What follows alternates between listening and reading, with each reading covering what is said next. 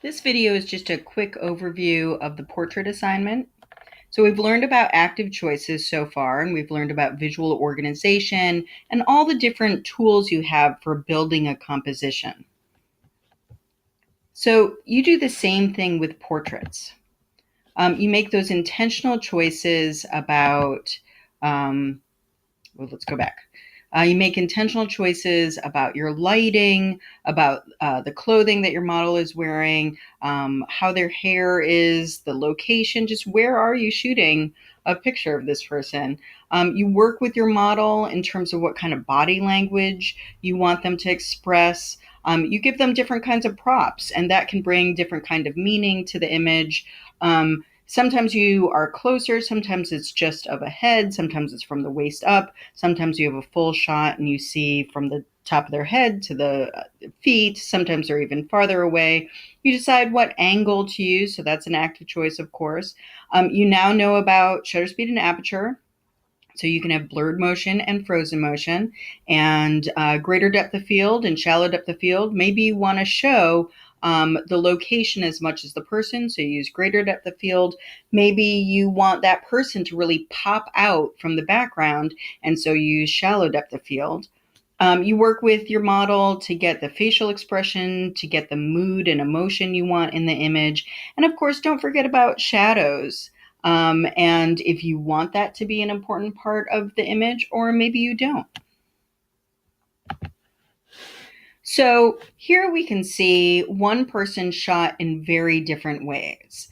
Sometimes closer, sometimes farther away. This image over here, let me grab the pointer. This image over here uses frozen motion, right? So a fast shutter speed. And this one shows the whole body. And we get a very different kind of mood from each of these pictures based on clothing, lighting, location, posing of the body, everything like that. Here we have some more examples. So here we have more of a film noir, making that active choice to actually edit and make it black and white and have a very strong highlight, a key light on her face, and have strong shadows as well. Here she's looking very kind of confidently at the camera. Here she's looking a little bit more kind of innocent or unsure of herself. So again, shooting one person in multiple ways. Some more examples. And you may want to look at the slideshow that's in the assignment as well to look at these more at your own pace.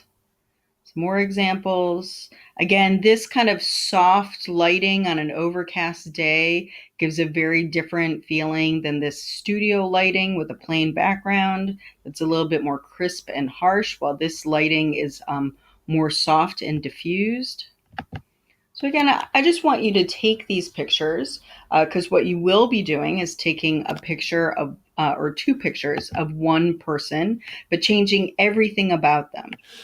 So here we see Kim, and kind of she's in her pajamas and she's looking off to the side, and it's a little more casual and soft, and it looks like she woke up in the morning. This is where she's looking much more kind of modern and precise. So you will be taking one person and creating two images of them where you change everything except for the person. So, for example, you could take your little sister and put her in a long white dress and take her out to the beach, and the sun is setting and it's soft golden light and the wind is blowing, and you take a picture kind of from farther away so you can get her in her dress with the dress trailing off in the wind and the beautiful light on the water and the waves crashing on the shore. And then, so that would be your one picture. And then you would take her and put her in like a black hoodie down in your basement where the only source of light would be maybe a candle that she's holding. And it's kind of under her chin. So you get that like creepy campfire look right on her face. And she's staring menacingly kind of into the camera.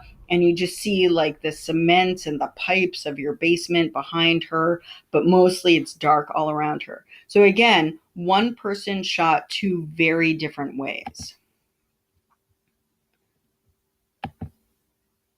So here we see more examples. Celebrities are a great example for these things because they're shot by so many different photographers and for so many different reasons. So yeah, take a look at the examples. And if you have any questions about the assignment, don't hesitate to contact me. But again, your assignment is 2 photos of the same person. Everything about them must be different. If you have them wearing the same clothes, I'll grade you down. If you have them the same distance away, I'll grade you down. You really want to change everything about it. So this is an example of one of my students' work in the past. They kind of overdid it by using 4 people instead of just one. I'm not going to stop you from being an overachiever, but you only need to take a picture of one person.